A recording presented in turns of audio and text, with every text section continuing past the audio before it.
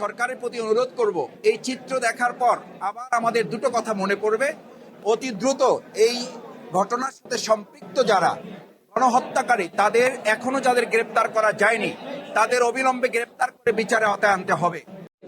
আমাদের অন্যান্য নেতা আছেন, ইসলামী ছাত্র শিবিরের সংগ্রামী সেক্রেটারি জেনারেল জাহিদ আছেন, বাংলাদেশ ইসলামী ছাত্র শিবিরের সাবেক কেন্দ্রীয় সভাপতি, ঢাকা মহানগর উত্তরের সংগ্রামী সেক্রেটারি আমাদের প্রিয় ভাই রেজাউল করিম ডক্টর, আমাদের মহানগরী নায়েবে আমির অ্যাডভোকেট ডক্টর হেলাল ভাই এখানে আছেন, মহানগরী সংগ্রামী সহকারী সেক্রেটারি কামাল হোসেন ভাই, ডক্টর আব্দুল মান্নান ভাই সহ বাংলাদেশ জামাত ইসলামী ঢাকা মহানগর উত্তরের সহকারী সেক্রেটারি সাবেক কেন্দ্রীয় সভাপতি ডক্টর ফখরুদ্দিন মানিক ভাই এবং ইসলামী ছাত্র শিবিরের জামাত ইসলামীর অন্যান্য নেতৃবৃন্দ এখানে আমরা আজকে মূলত দেখার জন্য আমাদের বুলুল ভাইয়ের নেতৃত্বে এখানে এসেছি।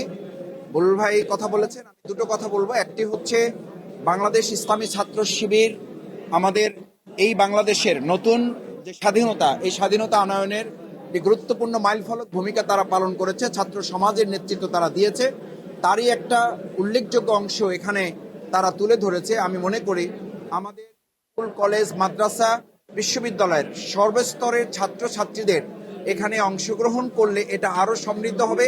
আমি অভিভাবকবৃন্দের কাছে অনুরোধ করব, আমাদের ভবিষ্যৎ বাংলাদেশকে যদি সুন্দরভাবে গড়তে হয়, তাহলে আমাদের প্রাণপ্রিয় ছাত্রছাত্রীরা, বিশেষ করে যারা এই আন্দোলনের অগ্রণী ভূমিকা পালন করেছে, তরুণ সমাজ, তাদের বিনির্মাণে এই বাংলাদেশ এবং সেটার জুলাই আগস্টের যে ভূমিকা, সেটা দেখার জন্য আমি তাদেরকে অনুরোধ করব। পরিবারের অভিভাবকবৃন্দ যারা আছেন, আপনারা আপনাদের সন্তানদেরকে সাথে করে এখানে আসলে আপনাদের নিজেদের পরিবারের জন্য এবং আমাদের প্রিয় মাতৃভূমি বাংলাদেশের জন্য এটা আগামী দিনে একটা মাইলফলক হবে।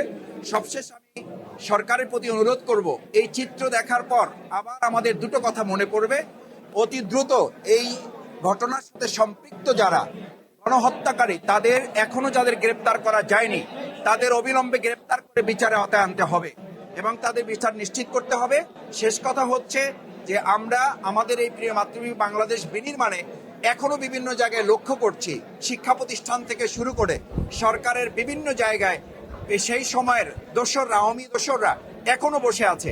তাদেরকে চিহ্নিত করে দ্রুত আইনের আওতায় নিয়ে আসা এবং তাদের অপসারণের ব্যবস্থা করে আমাদের দেশপ্রেমিক মানুষদেরকে সেখানে সম্পৃক্ত করার ব্যবস্থা গ্রহণ করা। সবাইকে ধন্যবাদ।